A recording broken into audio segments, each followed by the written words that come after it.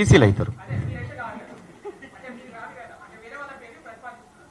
ఇప్పుడు కాదా, ఎలక్షనే రాలే, ఎన్నికలే కాలే.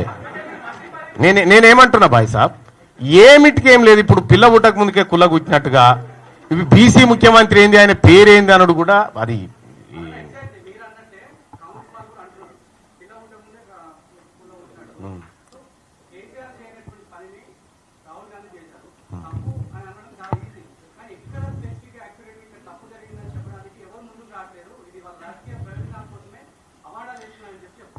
నేను ఈ వేదిక మీద చెప్తా ఉన్నా, అడ్రస్ ప్లేస్ చెప్పురు, నేనే వస్తా, అది తప్పని నిరూపిస్తా. ఎక్కడికి రావాలో చెప్తా, పోయి ఆ డేటు అడ్రస్ తీసుకొని రా, నేను ఇద్దరం కలిసిపోదాం. నేనేమన్నా బాయ్ సాబ్, సోమాజి కూడా ప్రెస్ క్లబ్ కాడికి ఓకేనా? నేనేమంటున్నా, గ్రామం కాదు, గ్రామం దాకొద్దు, సెక్రటేరియట్ కు 200 మీటర్ల దూరంలో ఉంది. ఇది ఓకేనా? ఇది ఓకే అయితే నేను సిద్ధంగా ఉన్నా.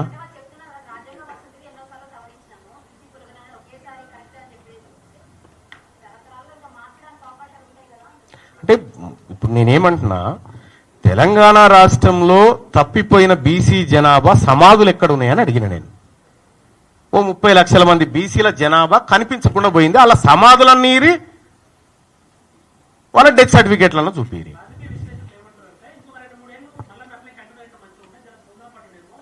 అంటే మల్లన్న ప్రయోజనం కోసం అయితే కంటిన్యూ కావాలి, నా జాతి ప్రజల కోసం అయితే అవసరం లేదు.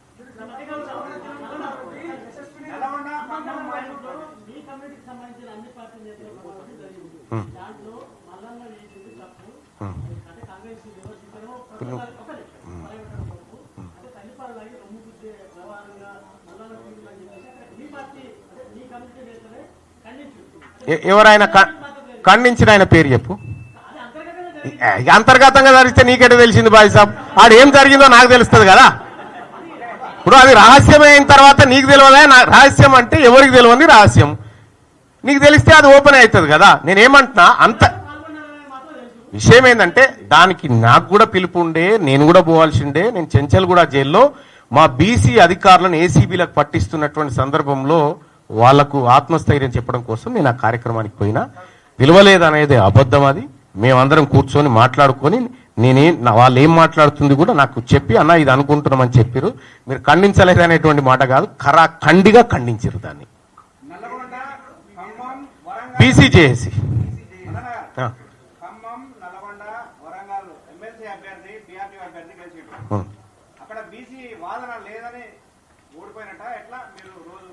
అంటే బీసీ వాదం మీద ఇద్దరు అభ్యర్థులు నిలబడ్డారు. ఒకరు పూల రవీందర్ గారు, ఇంకొకరు సుందర్రాజ్ యాదవ్ గారు నిలబడ్డారు. వీళ్ళిద్దరు కలిసి 5200 ఓట్లు సంపాదించారు. 5200 ఓట్లు వచ్చినటువంటి వ్యక్తి ఎవరైతే ఉన్నారో ఈ బీసీ అభ్యర్థులు వీళ్ళ కిందనే భారతీయ జనతా పార్టీ అభ్యర్థులు కానీ, వీళ్ళ కిందనే కోదండరాం లాంటి వాళ్ళు బలపరిచినటువంటి అభ్యర్థులు కానీ, కాంగ్రెస్ అభ్యర్థులు కానీ వీళ్ళ కింద ఉన్నారు. అంటే 0 నుంచి 5200 ఓట్లు సంపాదించిన బీసీ వాదం 45-50 సంవత్సరాల పిఆర్టీయుకు బీసీ వాదానికి ఉన్న గ్యాప్ 800 ఓట్లు. మరిది బీసీలకు, బీసీ టీచర్లను 25% మంది బీసీ టీచర్లను మేము బీసీ వాదం వైపు మళ్లించగలిగినాం ఒక దెబ్బకు. ఇంకా వాదం గురించి మాట్లాడేక్కడిది, ఇంకా బరాబర్ వాదం నిలబడ్డదాడ.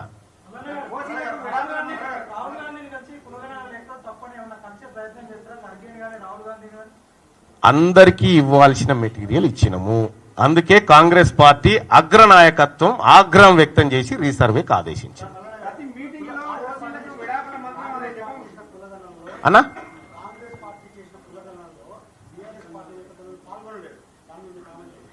నేనేమంటా ఉన్నా, నిజంగా కులగణంలో మీరు పాల్గొనాలి అని ఒక రాష్ట్ర ప్రభుత్వం కనుక పకడ్బందీగా చేసినంటే, ఇప్పుడు హరీష్ రావు, కేటీఆర్, కేసీఆర్ ఈ ముగ్గురు పాల్గొనలే.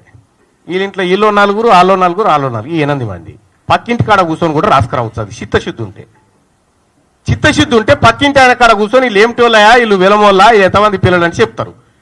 నీకు చిత్తశుద్ధి లేక, మీరు సర్వే చక్కగా చేయక, ముఖం బాగలేక అద్దం బలగొట్టుకొని ఇలా హరీష్ రావు, కేసీఆర్, కేటీఆర్ పాల్గొనలే. ఓకే, వాళ్ళు ఎవరో తెలియదా ఈ ప్రపంచానికి?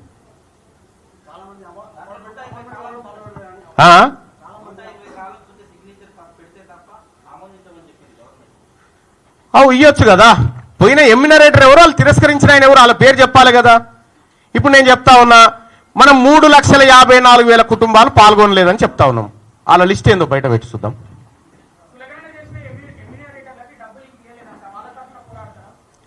ఎందుకు పోరాడం భయ్? ఇప్పుడు ఎస్ఎల్బిసి కట్టుకున్నాం, ఎస్ఎల్బిసి తవ్వుతా ఉన్నాం, కూలిపోయింది, కూలి పైసలు అయితే ఇవ్వాలిగా. సమగ్ర కుటుంబ సర్వే ఏదైతే చేసినామో అది కూడా అటర్ ఫ్లాప్ అయింది. మరి కూలి చేసిన వాళ్ళకి కూలి పైసలు ఇవ్వద్దా? ఇవ్వాలి కదా. అట్లా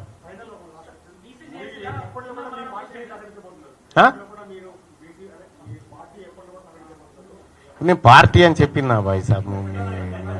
ఈ వేదిక, ఈ బీసీ జేఏసీ అనే వేదిక ద్వారా బీసీ ప్రజలను ఏకతాటి మీద తీసుకురావడే కార్యాచరణ చేస్తా ఉన్నాం. కార్యకర్త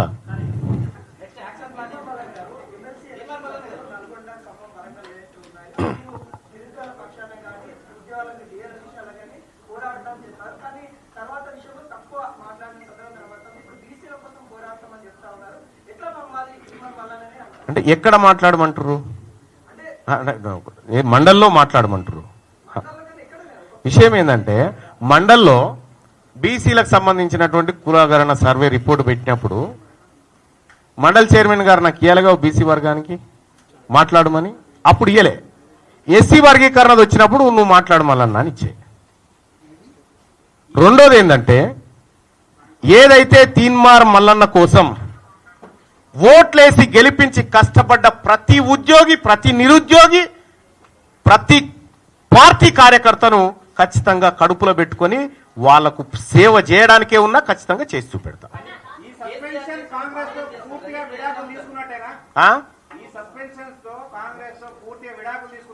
పిల్లలకి వెళ్ళిపోతే నేనేం చేయాలి?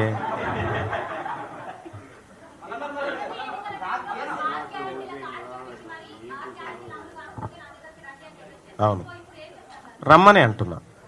నా దగ్గరికి రండి, 6 గ్యారంటీలు అమలు కాకపోతే.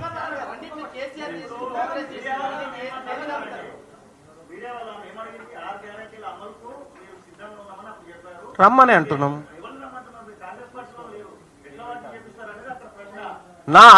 నా ఆఫీసు ఓపెన్ చేసి ఉంది. దాన్ని ఓవర్ యాక్షన్ చేయకు కానీ జరాలు.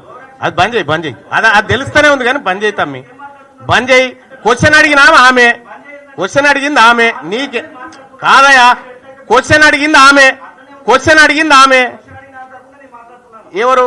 నీ క్వశ్చన్ ఏందో అడుగు, నీ క్వశ్చన్ అడుగు బాయ్ సాబ్, నీ క్వశ్చన్ ఏందో అడుగు ఫస్ట్.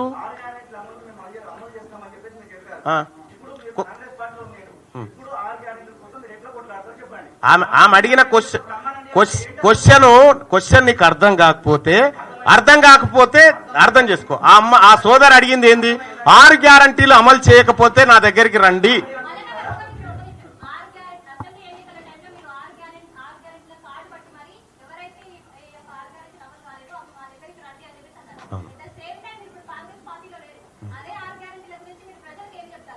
నా దగ్గర రండి, కొట్లాడడానికి సిద్ధంగా ఉన్న ప్రజలకి. ప్రభుత్వంతో కొట్లాడతాం, హామీలు ఇచ్చిన వాళ్ళతోటి.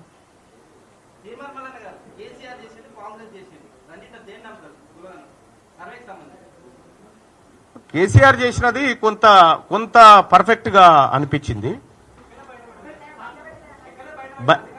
అయితే బయట పెట్టలేదు కానీ ఆ ఎంహెచ్ఆర్డి వెబ్సైట్ లో ఉన్నాయి అవి.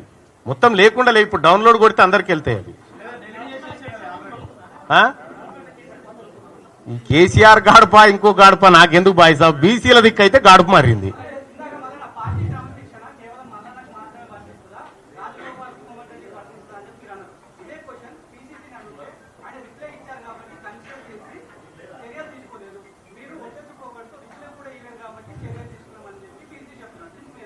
ఇప్పుడు నా దగ్గర వీడియో ఉంది, నేను రిప్లై ఇయ్యలేదని చెప్పి ఆయనే చెప్పిన వీడియో ఉంది, వింటావా? ఎందుకంటే కోమటిరెడ్డి వెంకటరెడ్డి గారే చెప్పిండు ఈ మాట. నేను రిప్లై ఇయ్యను, ఏం చేసుకుంటావో చేసుకోపో, గీలకిస్తానా అని చెప్పి పోయిండు. ఇయ్యలేదు బాయ్ సాబ్, అది ఇయ్యలేదు. అంటే వాళ్ళకో న్యాయం మాకో న్యాయం కాదు కదా. అట్లా మా రథం లాగడానికి ఆమె కూడా వస్తాడే మేమెందుకు వద్దంటాం. బీసీ ఎందుకంటే ఇన్ని రోజులు మిమ్మల్ని మోసినాం కదా, ఇప్పుడు మమ్మల్ని కూడా మోయాల్సినటువంటి సమయం, ఇక అనివార్యంగా అందరు కూడా బీసీ చెప్పని చేయాల్సిందే.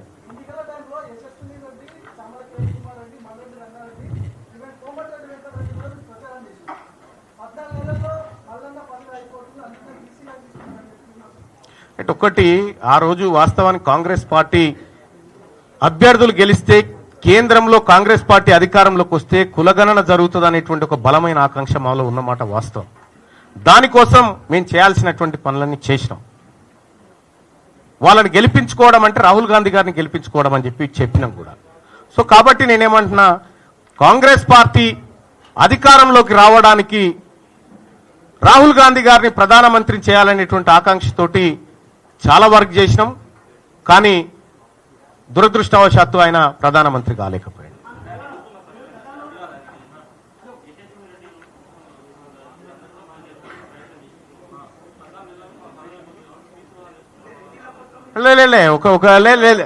లే అదే అదే అది అది నాకు వినిపించదు. నేనేమంటున్నా అంటే, నేను 14 నెలల్లో పదవి అయిపోతే మళ్ళీ గెలవాలనుకుంటే నేను వీళ్ళందరూ జోక్కుంటా కూర్చోవాలి బాయ్ సాబ్.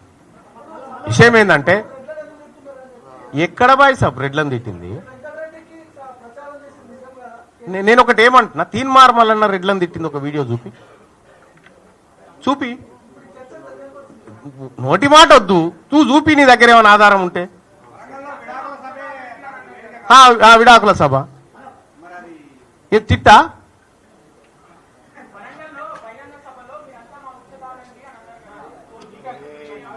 ఇప్పుడు మీ వాళ్ళని అడుగు, దానికి సమాధానం వాళ్ళు చెప్తారు. ఎందుకంటే వాళ్ళందరూ క్లారిటీ ఇచ్చిన నేను అన్నది పర్టికులర్ పర్సన్ అనేటువంటి విషయం వల్ల, ఎందుకంటే ఈ వర్గాలను అవమానించినటువంటి వ్యక్తిని అన్న తప్ప అందరినీ కాదు అనే మాట చెప్పినా అందులో ఆ పేరు కూడా వాళ్లే. నువ్వే 10 మాట్లాడినావు బాయ్ సభలకి ఛాన్స్ పాపం.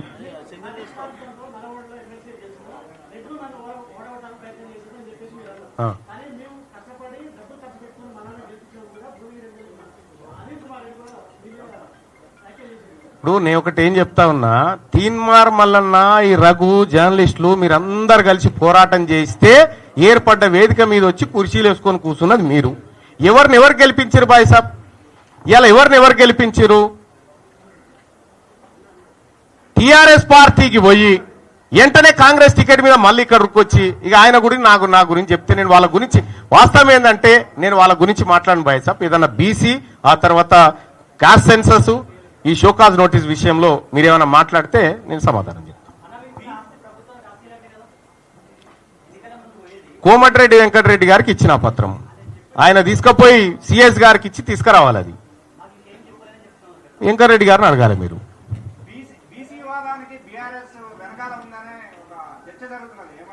బీసీ వాదానికి లేదు, వాళ్ళు ఎందుకుంటారు?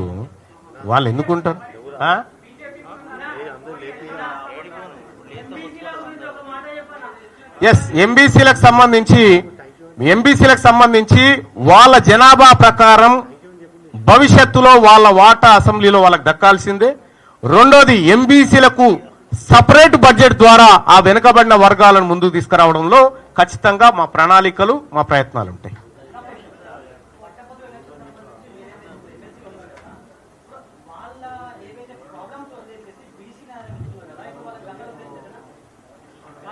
ఇప్పుడు వాళ్ళ ప్రాబ్లమ్స్ ఏంటివో చెప్పండి. ఈడబ్ల్యూఎస్ కోటా వాళ్ళ problem, economically weaker section quota వాళ్ళ ప్రాబ్లం. బీసీలకు దక్కాల్సినటువంటి 25,000 ఉద్యోగాలను ఈడబ్ల్యూఎస్ కోటా పేరుతో ఎత్తుకొని పోయారు. అది వాళ్ళ ప్రాబ్లం.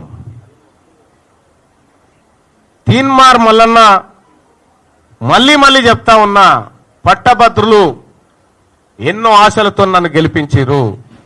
వాళ్ళ ఆశయాలు ఎట్టి పరిస్థితుల్లో వమ్ము కావు. నెక్స్ట్,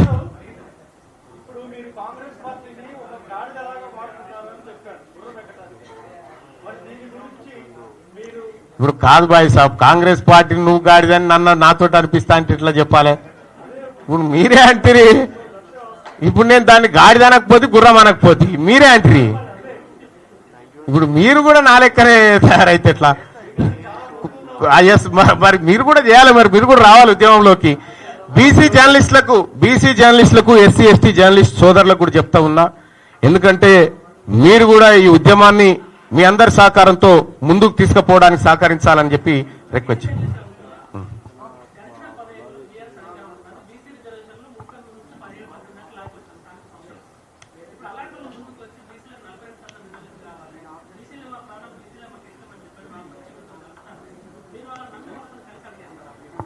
మేము ఎవరినో ఎత్తుకొని తిరగడానికి సిద్ధంగా లేమనేటువంటి మాట చెప్పినాము. మేము ప్రతిదీ ఆచితూచి మా వర్గాలకు ఏది మంచో అది తీసుకొని పోతాము. ఇవాళ 33% రిజర్వేషన్ని 18-19% తీసుకొచ్చినటువంటి వ్యక్తులు మళ్ళీ 42 కావాలని ముందుకు వస్తాండి. నేనేం చెప్తా ఉన్నా, 42% ఎమ్మెల్యే సీట్లు ఇచ్చినాక మా దగ్గర రావాలా అన్ని పార్టీలకు. అది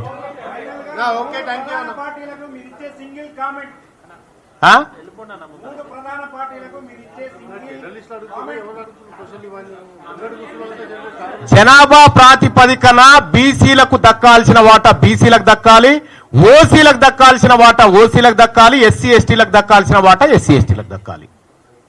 ఎవరి పావు షేరు వాళ్ళు తిందాం. Right, thank you so much అందరికి. లేటెస్ట్ న్యూస్ తెలుగు మరియు ఇంగ్లీష్ అప్డేట్స్ కోసం ఇప్పుడే క్యూన్యూస్ అఫీషియల్ యాప్ ని ప్లే స్టోర్ నుండి డౌన్లోడ్ చేసుకోండి. సరికొత్త సమాచారాల కోసం క్యూన్యూస్ వెబ్సైట్ ని ఫాలో అవ్వండి. ఛానల్లో ప్రాంతీయ, జాతీయ, అంతర్జాతీయ వార్తలు వీక్షించండి. లైక్ చేయండి.